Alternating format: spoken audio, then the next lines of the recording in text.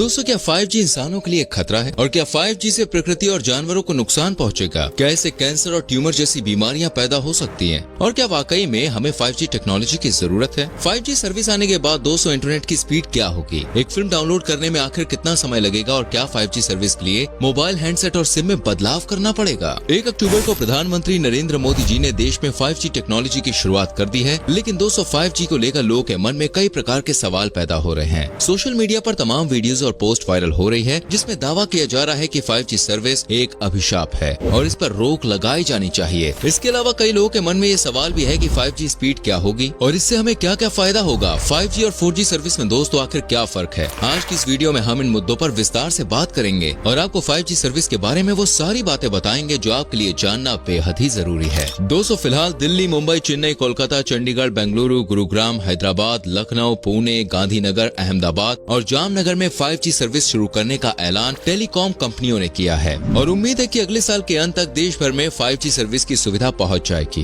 सबसे पहले बात करते हैं आखिर 5G और 4G की स्पीड में कितना अंतर आएगा। फिलहाल 4G की अपलोडिंग स्पीड दोस्तों 150 Mbps है, तो वहीं 5G में 1.25 Gbps की अपलोडिंग स्पीड मिलती है। डाउनलोडिंग स्पीड की बात करें तो 4G सर्विस में 300 Mbps की मैक्सिमम डाउनलोडिंग मिलती है, तो वहीं 5G में स्पीड 2.5 Gbps की होती है। लेटेंसी के मामले में भी 5G का दोस्तों कोई मुकाबला नहीं है। फिलहाल 4G नेटवर्क में 50 ms की लेटेंसी मिलती है, तो वहीं 5G में ये केवल 1 ms की रह जाती है, यानी कि आप 4K वीडियो भी बिना बफर किए आसानी से देख पाएंगे। 5G नेटवर्क आने से टेक्नोलॉजी तो बेहतर होगी ही, साथ ही स्पोर्ट्स, एंटरटेनमेंट, मेडिकल फील्ड और एग्रीकल्चर जैसे तमाम सेक्टर्स में इससे फायदा मिलेगा।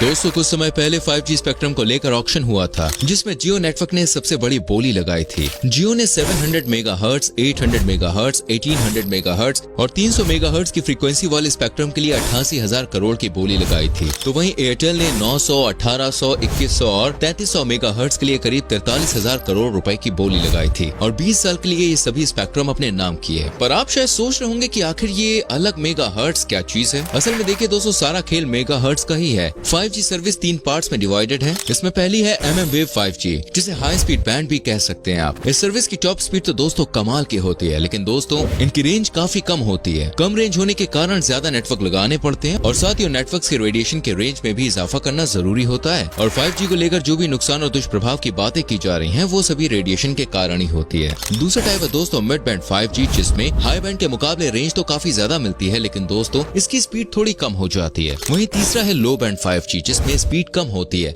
लेकिन रेंज काफी अच्छी होती है। 5G की लो बैंड स्पीड भी दोस्तों 4G से कई गुना बेहतर है और भारत में फिलहाल लो बैंड 5G टेक्नोलॉजी पर ही काम किया जा रहा है। United states of America, south Korea, Australia, Switzerland, China और जर्मनी जैसे देशों में 5G सर्विस का इस्तेमाल काफी समय से किया जा रहा है। सबसे पहले साल 2019 में साउथ कोरिया में 5G सर्विस की शुरुआत की गई थी। 5G सर्विस के जरिए क्लाउड गेमिंग की सुविधा मिल सकती है। 360 डिग्री एंगल से आप अपने पसंदीदा क्रिकेट और फुटबॉल के मैच देख सकते हैं। इससे मेटावर्स और बेहतर होगा। 5G सर्विस 2 प्रकार के मोड के जरिए ब्रॉडकास्ट की जाती है। एक है दोस्तों स्टैंड अलोन मोड और दूसरा है non stand alone mode. Non stand alone mode में पुराने बस स्टेशन और टावर्स का ही इस्तेमाल किया जाता है, बस उसमें 5G सर्विस के लिए नए एंटीनास लगा दिए जाते हैं। ये 5G सर्विस लॉन्च करने का दोस्तों एक और आसान और सस्ता तरीका है। वहीं स्टैंड अलोन मोड में काफी अधिक इन्वेस्टमेंट की जरूरत पड़ती है। इसमें सभी बेस स्टेशन नए सिरे से इंस्टॉल किए जाते हैं और उसके बाद नए एंटीनास लगाए जाते हैं। स्टैंड अलोन मोड के जरिए बेस्ट 5G सर्विस मिलती है। रिलायंस जियो फिलहाल स्टैंड अलोन मोड के जरिए ही देश भर में 5G सर्विस प्रदान करने की योजना बना रहा है और इसके लिए दोस्तों करीब 2 लाख करोड़ रुपए के निवेश का प्लान तैयार किया गया है। अभी तक दुनिया के केवल 5 देश ही स्टैंड अलोन मोड के जरिए 5G सर्विस की सेवाएं प्रदान कर रहे हैं, जिनमें चीन, यूएस, यूके, साउथ कोरिया और जर्मनी शामिल है। वहीं अन्य देश 4G टावर्स को ही मॉडिफाई कर 5G टेक्नोलॉजी प्रदान कर रहे हैं। 5G सर्विस का इस्तेमाल करने के लिए दोस्तों नई सिम आपको लेनी पड़ेगी, जो आपको कंपनी के सर्विस सेंटर से ही मिलेगी। जिस तरह 3G और 4G में स्विच करते समय नई सिम आपने खरीदी थी, ऐसा ही 5G सर्विस के लिए भी आपको करना होगा। और रही बात मोबाइल हैंडसेट की, तो आजकल अधिकतर नए फोन्स में 5G टेक्नोलॉजी दी जा रही है, लेकिन दोस्तों अगर आपका फोन पुराना है तो हो सकता है उसमें 5G का फीचर ना हो। ऐसे में 5G सर्विस का इस्तेमाल करने के लिए आपको नया मोबाइल फोन भी खरीदना पड़ सकता है। अभी फिलहाल देश में दोस्तों कम फ्रीक्वेंसी के साथ ही 5G सर्विस प्रदान की जाएगी, क्योंकि ज्यादा फ्रीक्वेंसी के लिए बहुत ज्यादा मात्रा में टावर्स इंस्टॉल किए जाने जरूरी हैं। 3G, 4G और 5G सर्विस असल में दोस्तों रेडियो वेव्स के जरिए काम करती है। इसमें कोई दो राय नहीं है कि रेडियो वेव्स की फ्रीक्वेंसी जितनी ज्यादा होगी उतनी ही बेहतर स्पीड आपको मिलेगी,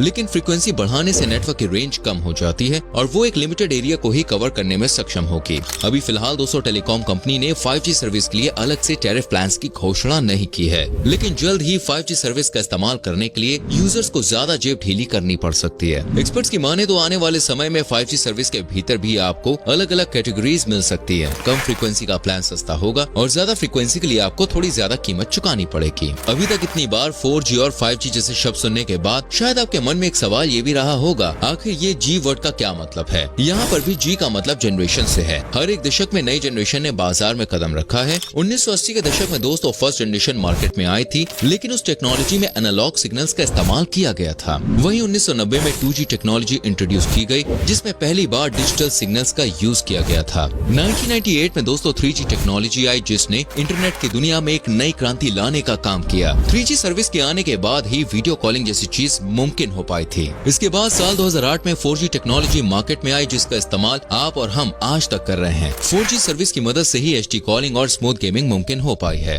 और साल 2019 में 5G सर्विस ने पहली बार दस्तक दी है। ये 4G सर्विस के मुकाबले 100 गुना ज्यादा फास्ट होगी। इस सर्विस को इंटरनेट ऑफ थिंग्स का नाम भी दिया गया है। साल 2025 तक दुनिया भर में 5G सर्विस का इस्तेमाल करने वाले यूजर्स की संख्या 2.6 बिलियन तक हो सकती है। तो वहीं साल 2030 में यह आंकड़ा 5.8 बिलियन तक पहुंचने की उम्मीद है। यह आंकड़ा तो सिर्फ मोबाइल फोन यूजर्स का है दोस्तों। अन्य सभी इलेक्ट्रॉनिक डिवाइस और गैजेट्स को भी इंक्लूड कर दिया जाए तो 2030 तक 125 बिलियन डिवाइस 5G टेक्नोलॉजी के जरिए ऑपरेट किए जा रहे होंगे। लेकिन सबसे बड़ा सवाल जो लोगों के मन में उठ रहा है वो ये है कि क्या 5G सर्विस वाकई में इंसानों के लिए हानिकारक है। कुछ साल पहले देखिए अक्षय कुमार और रजनीकांत की एक फिल्म रिलीज हुई थी जिसका नाम था रोबोट 2.0, जिसमें 5G के दुष्परिणामों के बारे में दिखाया गया था। फिल्म के अनुसार 5G सर्विस से पर्यावरण और प्रकृति पर नेगेटिव इफेक्ट पड़ेगा। बढ़ते नेटवर्क और रेडियो फ्रीक्वेंसी के कारण ही पक्षियों की संख्या कम होती जा रही है और हम अपनी असल जिंदगी में भी ये बात देखते हैं कि आज से 10 या 15 साल पहले जो गौरैया यानी चिड़िया हमें आसानी से नजर आ जाती थी,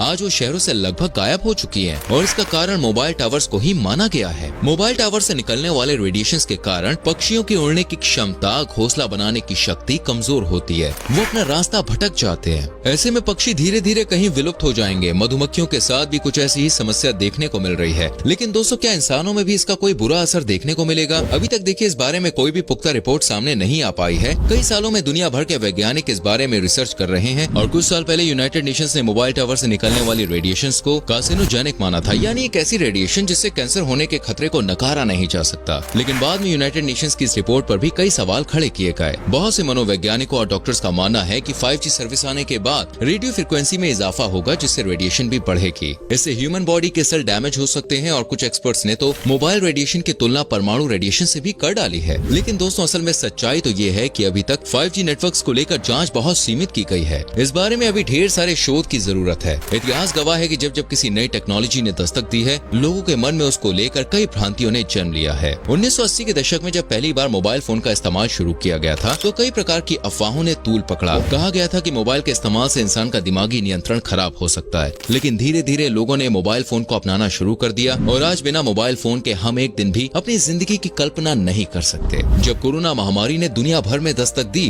तो बहुत से लोगों ने 5G नेटवर्क को इसका जिम्मेदार माना था। कई विकसित देशों में तो आम जनता ने 5G के टावर्स भी उखाड़ फेंके थे। दुनिया में पहली बार रेलगाड़ी चलाई गई थी तो लोगों ने इसमें सफर करना अच्छा नहीं समझा। लोगों के मन में दोस्तों इस प्रकार की भ्रांतियां पैदा हो गई कि बहुत तेज गति में ट्रेवल करने से शरीर में कई बीमारियां पैदा हो सकती हैं। पर आज दुनिया के तमाम देश अपने ट्रांसपोर्ट नेटवर्क को ज्यादा से ज्यादा पावरफुल बनाने की कोशिश कर रहे हैं। ठीक इसी प्रकार 5G नेटवर्क सर्विस के साथ भी देखने को मिल रहा है। अभी लोगों के मन में जो शंकाएं हैं वो धीरे धीरे अपने आप ही समाप्त हो जाएंगी। हालांकि इसके कुछ दुष्प्रभावों को नकारा नहीं जा सकता। जैसे 5G के आने से लोग नए मोबाइल फोन और ज्यादा खरीदेंगे, जिससे ई वेस्ट बढ़ेगा। साथ ही 5G के अधिक इस्तेमाल से ग्लोबल वार्मिंग के लेवल में बढ़ोतरी देखने को मिल सकती है। वैज्ञानिक फिलहाल इसका हल ढूंढने की कोशिश कर रहे हैं। इसके अलावा हवाई जहाज की उड़ान में कुछ दिक्कत की बातें भी सामने आ रही हैं। लेकिन दोस्तों साउथ कोरिया सहित दुनिया के जिन देशों में 5G टेक्नोलॉजी का इस्तेमाल हो रहा है वहाँ ऐसी कोई भी समस्या देखने को नहीं मिली है। हालांकि कुछ देशों में एयरपोर्ट के आसपास बफर जोन बना दिया गया है और वहाँ पर 5G नेटवर्क पर बैन लगा दिया गया है। लेकिन दूसरी ओर 5G के जितने फायदे हैं उसे नजरअंदाज नहीं किया जा सकता। 5G टेक्नोलॉजी से स्मार्ट मैन्युफैक्चरिंग में मदद मिलेगी। Driverless car technology 5G service के कारण और बेहतर हो सकेगी। टेलीमेडिसिन, टेलीसर्जरी, कई प्रकार की मेडिकल रीडिंग्स 5G सर्विस के कारण बेहद आसान हो सकती है। कुल मिलाकर देखा जाए तो 5G सर्विस से साइंस के क्षेत्र में क्रांति आ जाएगी और एक दशक के भीतर ही हमें इसका असर भी देखने को मिल जाएगा। इससे हमारी लाइफ दोस्तों काफी ज्यादा सरल और बेहतर हो जाएगी। तो दोस्तों ये थी 5G के बारे में पूरी जानकारी। उम्मीद करते हैं हमारी आज की वीडियो आपको जरूर पसंद आई होगी। अगर अगर आपके मन में 5G को लेकर अब भी कोई सवाल है तो कमेंट सेक्शन में आप हमसे पूछ सकते हैं और साथ ही हमें कमेंट करके जरूर बताएं कि आप 5G नेटवर्क सर्विस का कितना समर्थन करते हैं।